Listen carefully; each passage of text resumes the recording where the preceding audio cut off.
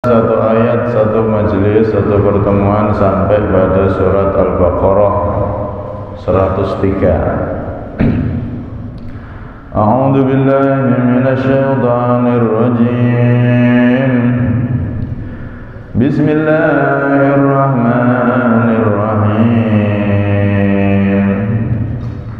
Walau annahum amanu wattaqaw lamathubatun min 'indillahi khair law kanu ya'lamun. Walau annahum, dan andaikan sesungguhnya mereka orang-orang Yahudi Bani Israel amanu, mau beriman, wattaqau, dan mau bertakwa alias taat kepada Allah, lamathubatun,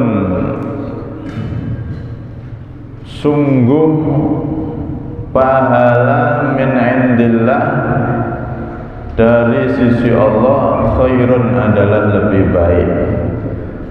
Lau kanu ya'lamun, andaikan mereka mengetahui, ay lama atharu, tidak akan memilih kesesatan, penyimpangan, ilmu sihir dan lain-lain tersebut.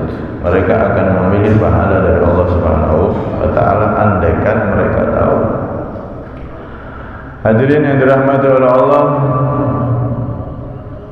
di sini Allah Subhanahu wa ta'ala menerangkan bahwa andaikan orang Yahudi, orang-orang Bani Israel atau ahli kitab itu, mereka mau mengimani Nabi Muhammad, mau mengimani ayat-ayat yang diturunkan oleh Nabi Muhammad, diturunkan kepada Nabi Muhammad, dan mau mengimani kitab mereka sendiri, Taurat dan lain-lain, yang mana di situ jelas menyebutkan sifat-sifat Nabi Muhammad. Mereka mau beriman dan mau bertakwa, menjaga diri dari siksaan kelak di akhirat dengan taat kepada Allah, menjauhi larangan Allah. Maka sesungguhnya Allah Subhanahu wa ta'ala akan memberikan pahala kepada mereka, dan itu jauh lebih baik dari semua yang mereka pilih, semua yang mereka ingin raih di dunia ini. Pahala yang diberikan oleh Allah tidak pernah dan tidak akan sebanding dengan dunia seisinya.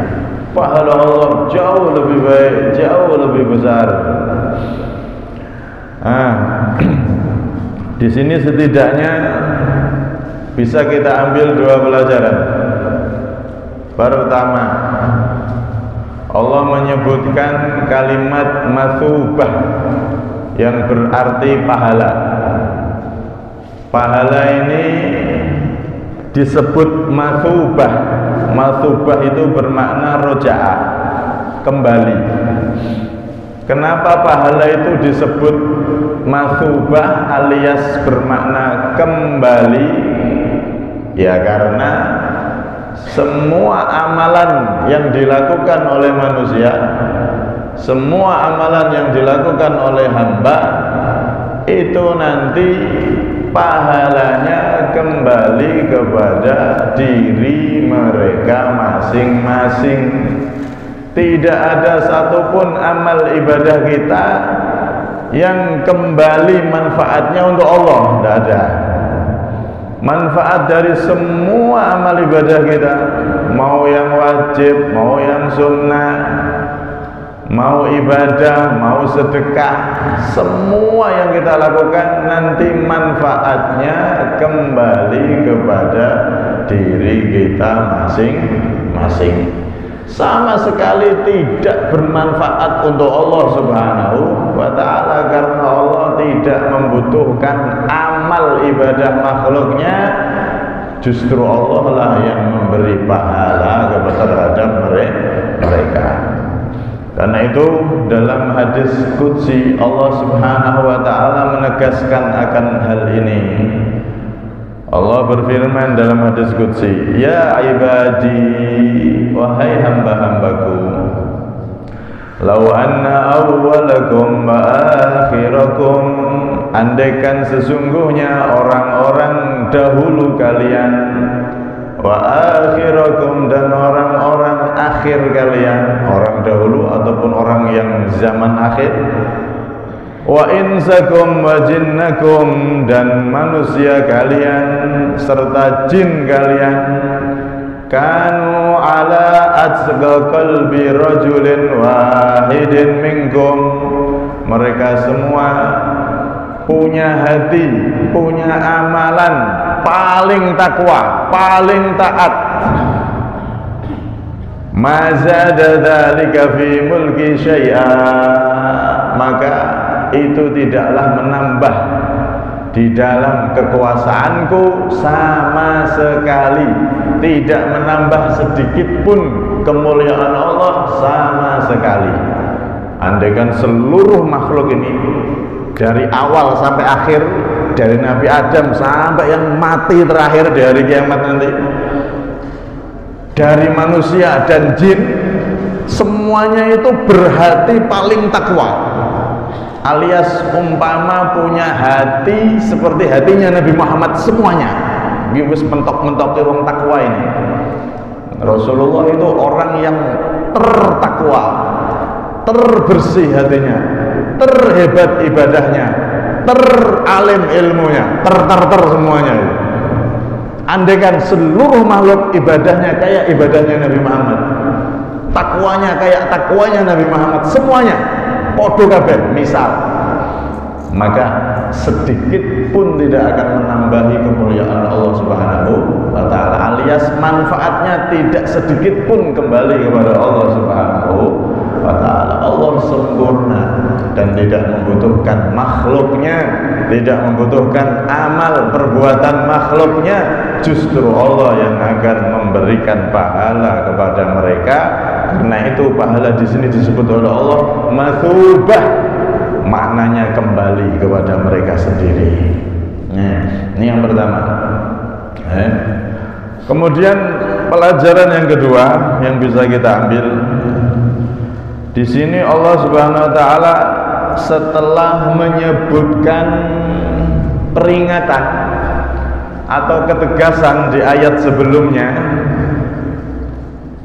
yaitu Allah mengatakan wa yata'allamuna ma yadurruhum wa la yanfa'uhum wa laqad 'alimu laman ishtarahu ma lahu fil akhirati min khalaq wa la bi'sa ma syaru bihi anfusahum law kanu ya'lamun. Yang intinya ilmu sihir kemarin itu yang mereka pelajari dari riwayat para setan di zaman Nabi Sulaiman, dan juga ilmu sihir yang diajarkan oleh malaikat Harut dan Marut, mereka memilih itu malah mengabaikan untuk iman sama Nabi Muhammad. Padahal Al-Quran, Taurat, Nabi Muhammad dan isi Taurat klop sinkron, tapi malah mereka memilih itu semua. Itu adalah sejelek-jelek pilihan, dan nanti di akhirat malahu fil akhirati min khalaq, mereka tidak akan dapat bagian sama sekali dari kenikmatan-kenikmatan akhirat, alias mereka akan masuk neraka, disiksa. Nah, setelah Allah menyebutkan ketegasan berupa peringatan, awas bagi yang tidak mau beriman sama Nabi Muhammad, padahal sudah jelas kebenaran Nabi Muhammad, maka di sini Allah menyebutkan kelembutan. Setelah ketegasan, ancaman, siksa bagi mereka yang tidak mau menerima kebenaran, maka di sini di ayat ini Allah memberikan kelembutan berupa pahala dan dijanjikan akan dimasukkan surganya Allah Subhanahu wa ta'ala. Kata Al-Imam Fakhruddin Ar-Razi radhiyallahu anhu, di sini ada satu pelajaran bahwasanya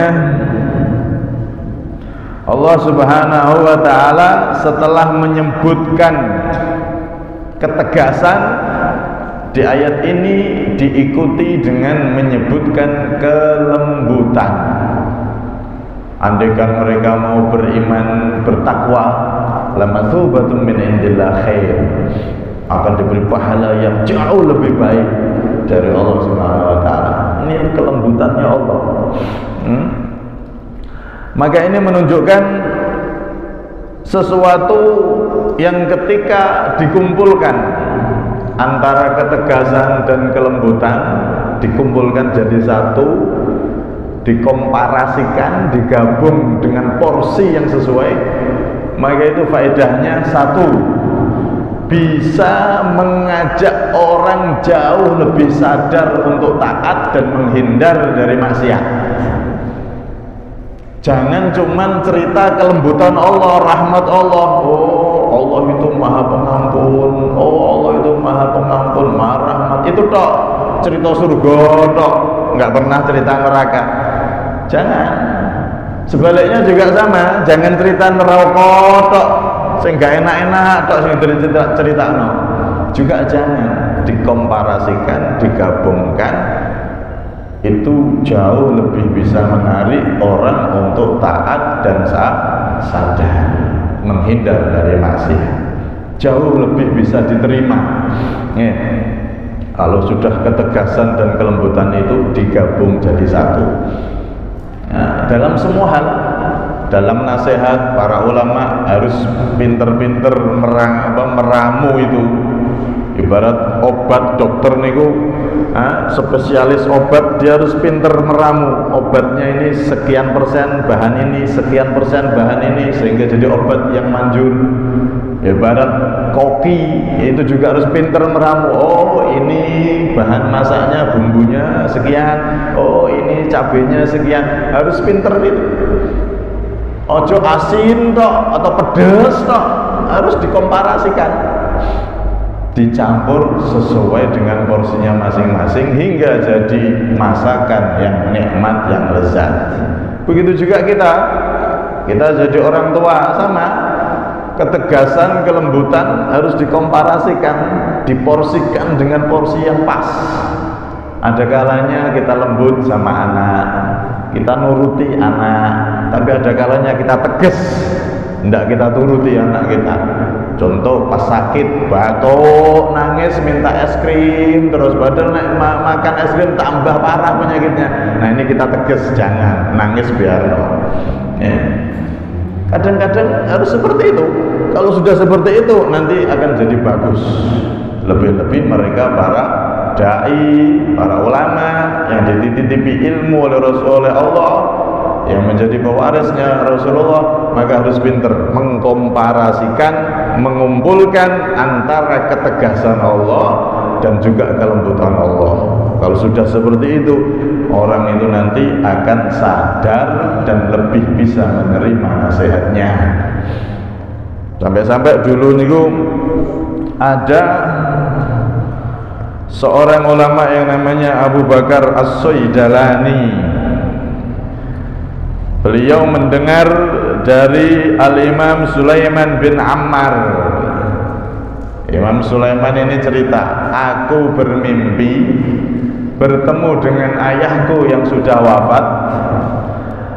Kemudian dalam mimpi tersebut, mimpi orang soleh, kata Rasulullah, idza qarabaz zaman lam takat ru'yar rajuli takdzib. Kalau sudah mendekat akhir zaman, kama qala Nabi SAW, mimpi orang soleh itu jadi nasihat, jadi petunjuk dan benar. Nek sing mimpi wong soleh, nek sing mimpi tolah-toleh ya bisa kembang tidur, gak usah digawe pegangan. Tapi nek yang mimpi itu orang soleh, ulama besar, al-imam, seorang imam panutan, oh mimpi itu dalam hadis yang disebutkan Nabi tadi itu bisa jadi petunjuk, itu bisa jadi nasihat, itu bisa jadi ilham atau peringatan atau arahan dari Allah Subhanahu wa ta'ala. Beliau bermimpi, aku mimpi ketemu ayahku. Ayahnya dulu ahli dakwah. Aku tanya ayahku, ma fa'ala bika rabbuk? Wahai ayah, apa yang diberikan oleh Allah, apa yang diperlakukan oleh Allah kepada engkau? Jenengan ten alam kubur sakniki pripun? Dapat nikmat atau bagaimana? Maka ayahnya menjawab, innar rabba qarrabani wa adnani. Sesungguhnya Allah mendekatkan aku terhadap rahmatnya dan kenikmatannya. Allah ngasih aku nikmat kubur, nikmat di alam barzakh, yang mana kenikmatannya lebih nikmat dari seluruh kenikmatan dunia. Dan Allah mengatakan kepada aku, ya Syekhus Su, atadri lima ghafartu lak? Wahai guru yang jelek, wahai syekh yang jelek, tahu enggak engkau kenapa aku beri kenikmatan yang begitu nikmat ini? Aku muliakan engkau di alam barzakh, aku ampuni engkau. Maka saat aku awal masuk di alam kubur, aku kaget dan berkata, la ya ilahi, aku tidak tahu ya Allah. Maka saat itu Allah menjawab, innaka jalasta linnasi yauman majlisan fa'abkaitahum fabaka bihim abdun min abidi lam yabki min khasyati qad faghfartu lah wa wahabtu ahlal majlisi kullahu lah wa wahabtuka fi man wahabtu lah. Sesungguhnya kamu ingat ketika dulu engkau di dunia pernah ngasih nasihat kepada orang di hadapan orang banyak, ketahuilah saat itu nasihatmu pas, nasihatmu mengena pada mereka, sehingga salah satu dari yang hadir itu ada yang nangis jejumblek. Dia tuh tidak pernah nangis sama sekali seumur hidupnya, nggak pernah nangis karena takut sama aku, tidak pernah nangis karena berharap ampunan dan surgaku, tidak pernah nangis. Atine atos. Dia ini seumur-umur tidak pernah nangis, tapi ketika engkau menyampaikan nasihatmu, engkau motivasi mereka agar mendapatkan surga, engkau peringatkan mereka agar hati-hati dengan dosa, hati-hati dengan neraka. Akhirnya ada satu di antara yang hadir itu yang nangis, padahal seumur-umur tidak pernah nangis dia. Dia menangis karena takut kepada aku, berharap rahmatku. Maka ketahuilah aku mengampuni dia, dan aku pun beri ampunan kepada semua yang hadir, dan aku pun mencatat engkau termasuk orang yang dapat ampunan. Masya Allah, berkahi wong sing hadir, ulama selamat ten alam kuburi. Makanya para orang-orang soleh niku, mereka ketika berceramah ataupun memberikan ilmu itu tidak merasa lebih baik dari yang hadir. Kadang-kadang yang hadir itu menjadi sebab dia diampuni oleh Allah Subhanahu wa ta'ala. Artinya jangan kita merasa lebih baik dari siapapun. Niku urusan hati, pembersihan hati. Ya. Ini orang, dia beri nasihat yang pas sehingga orang yang mendengar ada yang bertobat sampai nangis karena Allah, dan semuanya pun diterima dan diampuni oleh Allah, termasuk yang ceramah tadi itu. Ini pertama. Kalau sudah ketegasan Allah dan kelembutan Allah dikomparasikan, dikumpulkan, dinasihatkan dengan porsi yang pas, maka orang itu bisa menerima dan bahkan tobat dengar nasihatnya. Kemudian yang kedua, kalau nasihat itu mengumpulkan antara ketegasan dan kelembutan Allah, maka akan bisa menyelamatkan dari tipu daya setan. Orang itu kalau diceritakan kelembutan Allah tok, cerita surga tok, kadang-kadang dia bisa salah paham dan tertipu. Tertipu gimana?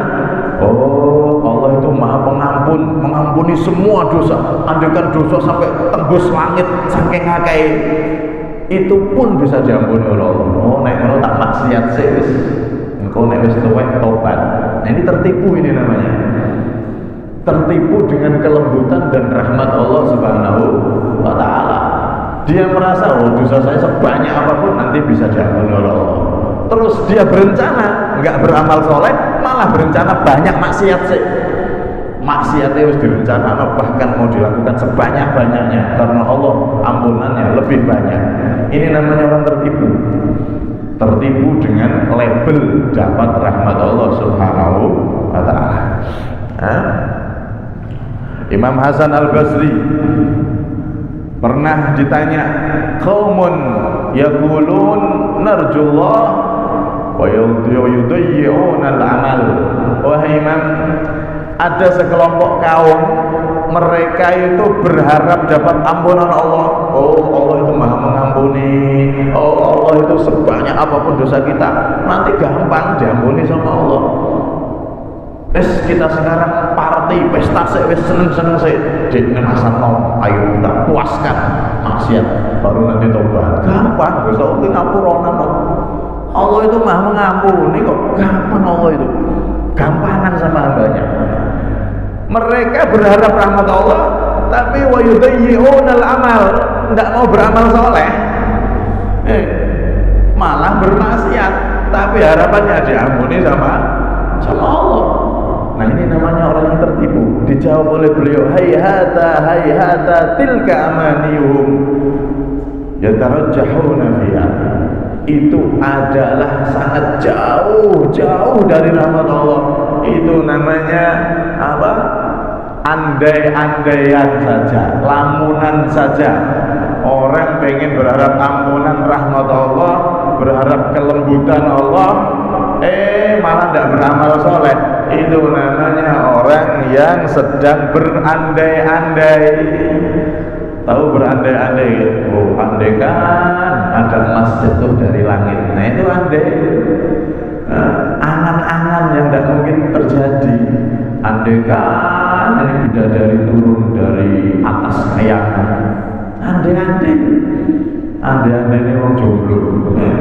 Bidadari turun di atas kayangan, emas turun dari langit, ya dia ini wong kanker kantong kering, gitu. Nah, ini rahmat Allah maha mengampuni, tapi tidak beramal, malah nerosno maksiate, ngakehno maksiate. Ini namanya orang yang berandai. Yang seperti ini namanya tertipu dengan label rahmat Allah. Hati-hati, ya. Kadang juga ada orang yang tertipu dengan label berkah orang tua, keturunan kiai, sakar dewe, nggak mau belajar ilmu, nggak mau mondok, nggak mau belajar kitab kuning, wis berkah orang tuaku, gue nek wis wayahe, aku iso dadi kiai dewe.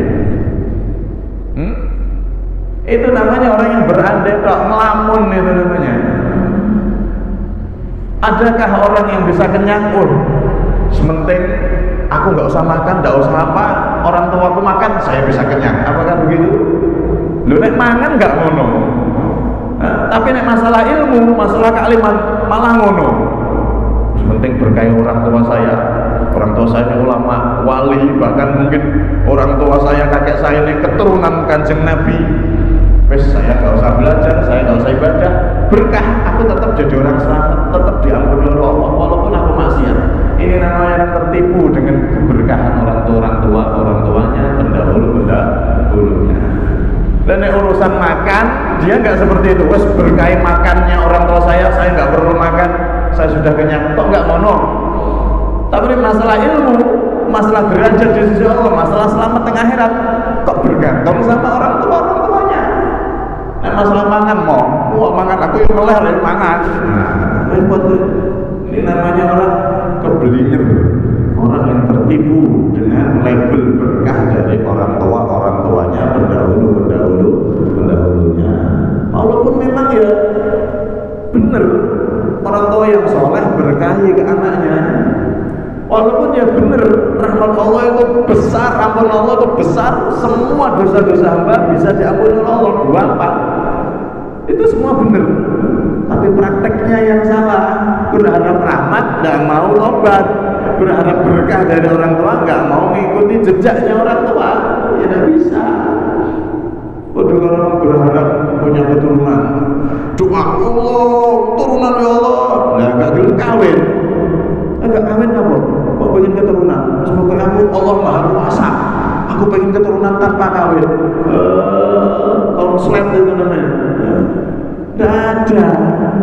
Pas kawin ini loh, harus nikah ini loh. Nggak cukup, harus apa? Harus dikumpuli istrinya. Wes aku sudah nikah kok, wes berarti tinggal doa punya keturunan. Ya udah iso, kudune kumpul mbek bojo. Wes kumpul ya ada prosesnya meneh. Ya. Sama, kita pengen masuk surga, pengen dapat ampunan Allah. Ya beramal soleh. Setelah beramal soleh, saya ikhlas. Setelah itu tinggal maksiat dan seterusnya, baru dapat rahmat Allah. Nisbat anak tadi itu mengikuti jejak orang tuanya alim, dia juga belajar ngaji kitab, nyantri. Nah nanti jadi alim kayak orang tuanya, berkah orang tuanya akan turun. Nah itu baru benar. Karena itu tidak bisa orang itu mengandalkan rahmat Allah tanpa tobat, tanpa taat, malah rencana akeh maksiat. Tidak bisa juga anak itu mengharapkan berkah orang tuanya walaupun wali, bahkan keturunan Nabi, tapi kalau dia malah ahli maksiat, nggak ngikuti para pendahulunya, ya berdoa ya berkah nggak turun. Apakah lupa itu Nabi Nuh? Gimana Nabi Nuh itu ketika banjir semuanya tenggelam, Nabi Nuh lihat anaknya kena banjir hampir tenggelam, beliau berdoa, Rabbi inna bni min ahli, ya Allah itu anakku, dia termasuk keturunanku ya Allah. Maka dijawab Allah, Pak, ya Allah, innahu laysa min ahli, innahu amalun ghairu salih. Wahai Nuh, itu bukan keluargamu, karena dia amalnya tidak seperti amalmu. Dicoret sama Allah dari nasab, dari kakaknya Nabi Nuh. Gak masuk kakak Nabi Nuh. Itu bukan anakmu yang ada di kakak kartu keluargamu, gak ada. Dia kafir, dia gak mau beriman, dia gak mau beramal seperti amalmu. Dicoret sama Allah. Maka hati-hati, jangan jadi orang yang melamun, pengen dapat ampunan, malah rencana maksiat, gak tahan. Jangan jadi orang yang melamun, pengen dapat keberkahan orang tua yang soleh, gak mau belajar, gak mau mengikuti jejak orang tua yang soleh. Maka itu semuanya adalah orang-orang yang tertipu. Na'udzubillah min dzalik. Karena itu, di situ rahmat Allah besar dan mengampuni segala dosa, benar. Tapi itu untuk orang-orang yang dia putus asa, baru dikasih seperti itu. Anak orang putus asa, dia merasa dosanya terlalu banyak, putus asa, nggak mungkin diampuni sudah. Maka baru orang seperti ini dikasih, diceritani kelembutan Allah, diceritani kasih sayang Allah, diceritani rahmat Allah. Kamu jangan putus asa, jangan sampai bunuh diri putus asa karena merasa banyak dosa. Allah mengampuni seluruh dosa katanya. Orang seperti ini baru dikasih porsi yang lebih banyak, diceritai, dinasihati yang lebih banyak tentang rahmat dan kelembutan Allah Subhanahu wa Ta'ala. Orang-orang yang sudah putus asa.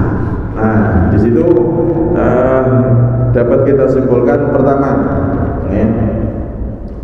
orang yang beribadah itu jangan pernah mengira ibadahnya adalah untuk Allah, manfaat untuk Allah, enggak.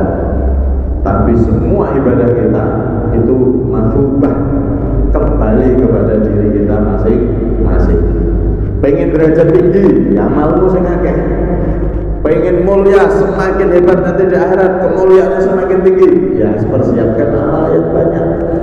Masuknya kita ke surga karena rahmat, tapi ketinggian derajat di surga karena amal kita. Kemudian yang kedua, jangan jadi orang yang melamun ingin dapat ampunan, rahmat, tapi tidak dibarengi dengan taat, malah maksiat. Na'udzubillah min dzalik. Jangan jadi orang yang melamun dapat berkahnya orang tua, berkahnya para pendahulu, berkahnya guru, berkahnya ulama, tapi nggak ngikuti ajarannya para ulama, pengen berkah, dapat berkahnya kiai, dapat berkahnya ustaz, dapat berkahnya habib, tapi nggak ngikuti ajaran baik mereka, yang ngimpi itu namanya. Tidak bisa anak dapat berkah orang tua kalau dia nggak ngikuti orang tuanya. Tidak bisa murid dapat keberkahan guru kalau dia nggak mengamalkan ajaran gurunya. Tidak bisa masyarakat dapat keberkahan ulama, tokoh guru kalau mereka tidak mau mengikuti bimbingan dari para tokoh tersebut. Harus ada ittiba, mengikuti walaupun tidak 100%. Oh, para ulama yang soleh mereka sholatnya sehari itu ribuan rakaat. Ya kita setidaknya sholat 5 waktu jadi tinggal, biar nanti diikutkan keberkahan mereka para guru-guru kita. Ayo syukur-syukur kemudian badiah ditambah. Biar pantas. Nah, mereka orang soleh sholat wajib, kita sholat wajib. Mereka orang soleh sholat sunnah, kita juga sholat sunnah. Walaupun beda hitungannya, mereka ribuan rakaat, kita mungkin 2 rakaat duha, 2 rakaat qobliyah badiah, tidak apa-apa, penting ini mirip-mirip. Nah itu bisa dapat keberkahan dari mereka.